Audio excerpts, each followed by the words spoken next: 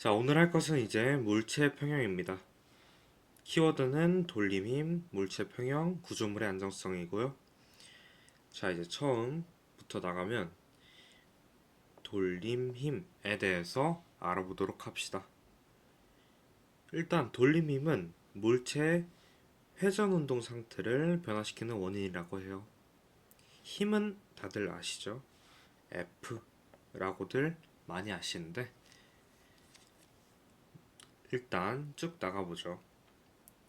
이제 회전 운동과 병진 운동에 대해서 이따가 설명해 드리려고 합니다. 여기서 참고사항도 한 번쯤 보고 가시죠. 돌림힘이 0이라면 각 가속도는 0이고 회전 운동은 변화가 없다. 이런 것들이 있습니다. 그럼 이제 회전 운동 그리고 병진 운동 이게 뭔가를 어느 정도 알아야지 할 수 있겠죠. 자, 이런 형태의 물체가 있다고 봅시다. 만약에 이 가운데서 이렇게 F가 나가면 얘는 그냥 일자로 쭉 가겠죠. 그런데 이렇게 가는 게 아니라 뭐 이런 식으로 위쪽에서 가던가 아니면 아래쪽에서 이렇게 가던가 하게 된다면 얘는 돌림힘이 0이 아닌 상태가 돼서 뭐 물체가 이렇게 원래 네모였다면 갑자기 이렇게 그리고 다시 원상태로 이렇게 돌아오는 현상이 발생할 수도 있다. 그렇기 때문에 우리가 문제를 풀 때 항상 물체의 크기를 고려하지 않는다라고 하는 이유가 이런 네모가 있을 때 위에 F가 작용하는 그런 일을 방지하기 위해서 사실상 네모가 아니라 점에 수렴하도록 해서 이 상태에서 힘을 표현하면 아무 문제가 안 생기니 그래서 물체의 크기를 신경 쓰지 말라고 하는구나. 이 내용이 여기서 연결이 되게 됩니다. 그리고 운동의 종류에는 이제 세 가지가 있어요. 물체가 앞으로 나아가는 운동, 그리고 회전 운동은 한 축으로 돌아가는 운동, 그리고 진동 운동은 이렇게 왔다 갔다 하는 운동입니다. 근데 실제로는 이렇게 딱 세 개만 정확히 분류하기 쉬운 운동은 별로 없어요. 대부분 이 세 가지가 동시에 일어나게 됩니다.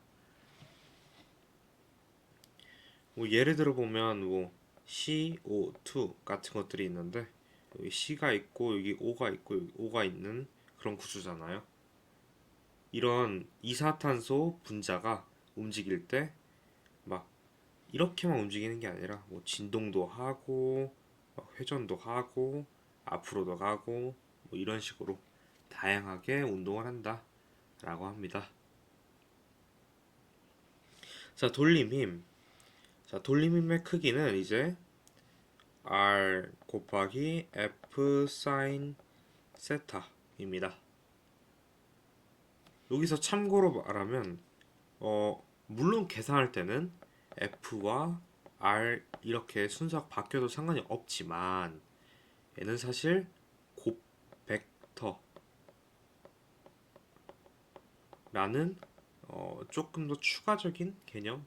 솔직히 고등 과정에서는 그렇게 중요하지 않아요.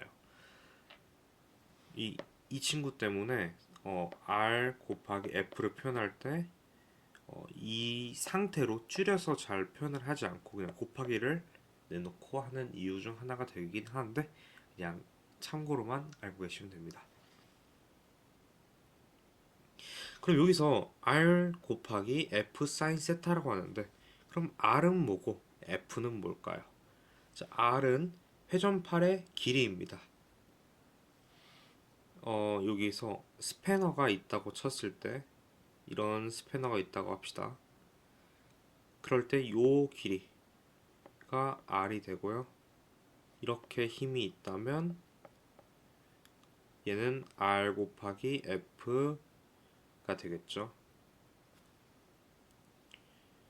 그리고 사인이 90도에 이를 때 이걸 우리는 1이라고 하잖아요. 그래서 사인이 90도일 때 돌림힘이 가장 크다라는 것도 알 수 있습니다.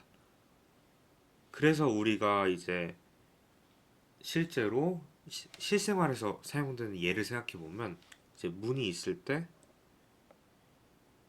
문 손잡이를 가운데 이렇게 안 하고 대부분 이쪽에 있잖아요. 그래서 왔다 갔다 할 수 있도록 그렇게 된 이유가 이 회전축으로부터 거리가 상대적으로 좀 먼 위치에 있어야만 문을 열기 쉽기 때문에 이 손잡이를 거의 끝쪽에다가 마련한다고 보면 됩니다.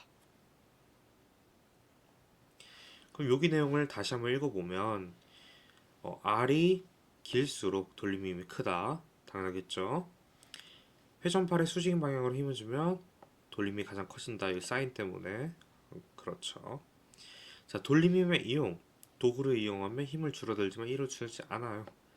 이게 뭔 뜻이냐? 굳이 그냥 이 상태에서 밀면 되는데 왜 돌림힘을 이용하는가? 라고 생각을 하면, 그리고 도구를 이용하는 이유. 결국에는 힘을 줄이기 위해서 우리가 다양한 도구를 이용한다고 보시면 됩니다. 일은 변하지 않고 힘만 변한다는 점, 이 정도만 참고로 알면 좋을 것 같아요. 자, 그럼 돌림힘을 이용해서 대표적인 케이스, 지뢰, 그리고 축, 바퀴 같은 것들이 있습니다. 사실 서로 크게 다르지 않아요. 이름만 보면 되게 달라 보이는데 사실 본질적으로는 같습니다. 지뢰는 이런 거죠. 이렇게 네모 판자가 있고 받침대가 있고 동그라미, 동그라미, 아이고 지워졌네요. 네모 판자가 있고 받침대, 동그라미, 동그라미 할 때 여길 축으로 잡으면 여기 길이와 얘를 곱한 게 여기 길이와 얘를 곱한 게 같다 라고 우리가 시소를 타보면 사실 알 수 있죠. 시소를 타도 여기 받침점이 가운데 있으면 의자 있고 의자 있고 의자 있고 의자 있을 때 이제 무거운 친구가 어디에 앉아야 될지 가벼운 친구가 어디 앉아야 될지 아마 대부분 알고 계실 거라고 생각합니다.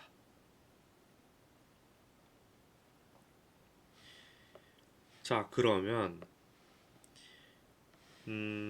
지대가 수평을 유지한다면 회전을 하지 않고 그리고 받침점을 기준으로 된다.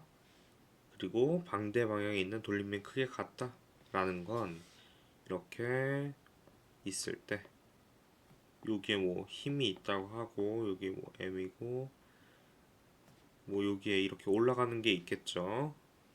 이럴 때 회전축을 기준으로 여기와 여기가 만약 여기가 같다면 같겠죠. 여기와 같은 말을 하고 있는 겁니다. 그리고 이제 축 바퀴 얘도 사실 똑같아요. 이렇게 천장이 있고 여기 내려와 있는 애들이 있겠죠. 쬐끄만한 축바퀴 그리고 큰 축바퀴.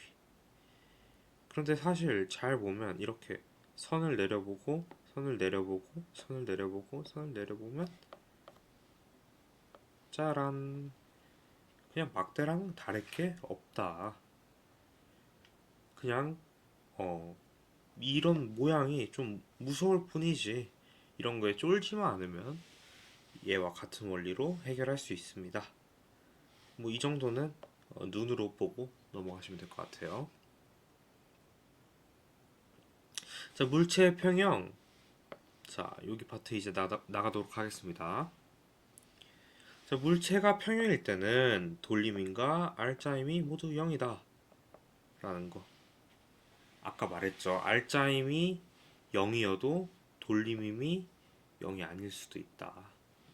이것 때문에 이제 문제가 발생할 수도 있기 때문에 물체의 크기를 이렇게 점처럼 표현을 한다. 물론 실제로 문제 풀 때는 뭐 이렇게 있으면 네모로 표시하는 게 좀 더 직관적이겠죠. 자, 그러면 이제 돌리민 파트에서 좀 중요한 질문들이 있어요. 축을 어디에 설정해야 될까요? 라는 질문이 있습니다. 이거에 따라서 풀이 시간이 차원이 다르게 달라져요. 예를 들어 보면 올해 수특 문제 중에서 아마 5번이었던 걸로 기억하는데 이런 2차원 평면에 문제가 있는 거 있었어요. 여기 F고 여기가 2L이고 여기가 L이고 제 기억 속에 아마 질량이 M이었던 것 같네요. 뭐 이런 게 있었는데 만약 축을 이런 데도 잡아도 돼요, 사실. 이런 데 잡아야 되고 이런 데 잡아야 되고 근데 이렇게 잡는 게 사실 가장 편한 축 잡는 방향이겠죠. 결국 자유롭게 해도 상관이 없다. 하지만 미지수를 최대한 줄인 방향을 생각해보자. 띵킹해보자.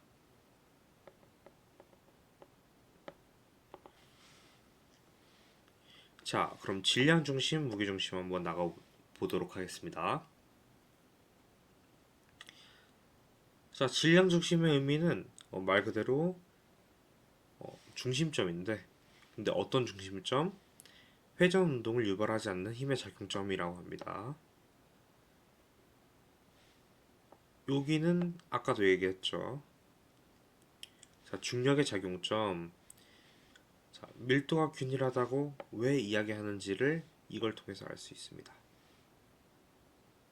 그리고 여기도 사실 아까 거의 비슷하게 말했어요. 근데 조금 더 확장한 거죠. 크기를 밀도로.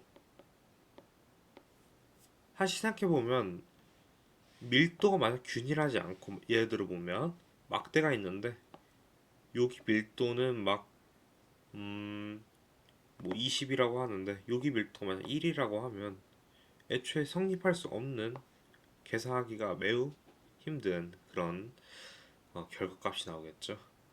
그래서 결국에는 이렇게 있을 때 여기도 M이고 여기도 M이고 여기도 M이고 여기도 M이고 여기도 M 이런 식으로 할 때 요 가운데가 질량 중심이 돼서 mg 근데 어떤 mg? OMG 이런 식으로 내릴 수 있게 질량 중심을 설정할 수 있다라는 겁니다. 자, 여기서 이제 이건 약간 스킬적인 측면이 있어요. 스킬.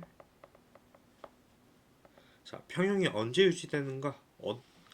여기서 이제 받침대에 따라서 아니면 실에 따라서 약간씩은 차이가 있죠. 근본적으로는 다 비슷하지만요.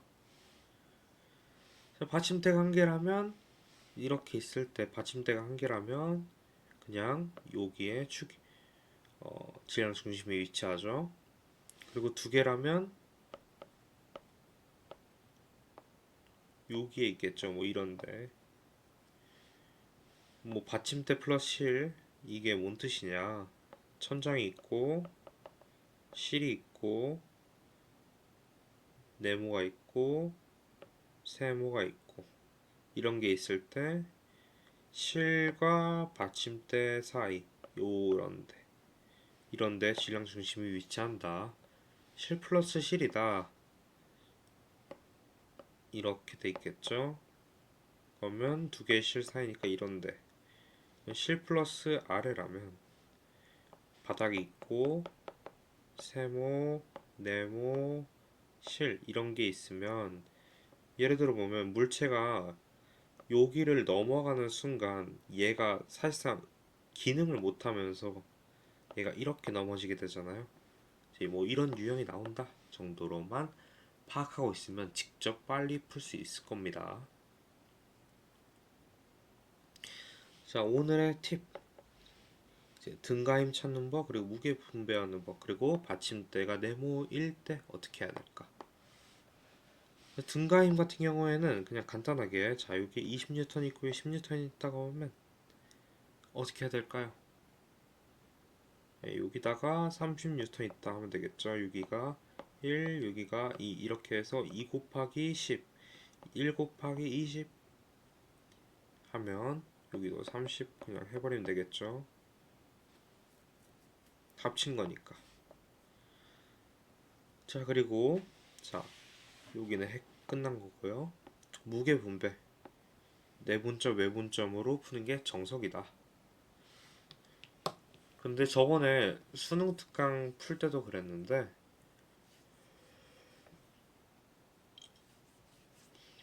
뭐 mg가 나오면 뭐 길이가 옆에 있는 게 같다면 여기에 2분의 1 mg, 여기도 2분의 1 mg 이런 식으로 무게를 분배할 수 있다 정도만 몸에 배겨두면 공식을 사용하는 일이 거의 없다. 이 파트에서는 그렇습니다. 그리고 받침대가 네모라면 이런 유형이 꽤 있어요. 이렇게 네모가 있고 여기가 네모가 있을 때 사실상 그냥 이렇게 생각하면 됩니다. 세모 세모 이렇게 되는 이게 질량 중심이 어딘가 있겠죠. 뭐 이 정도만 생각하면 됩니다.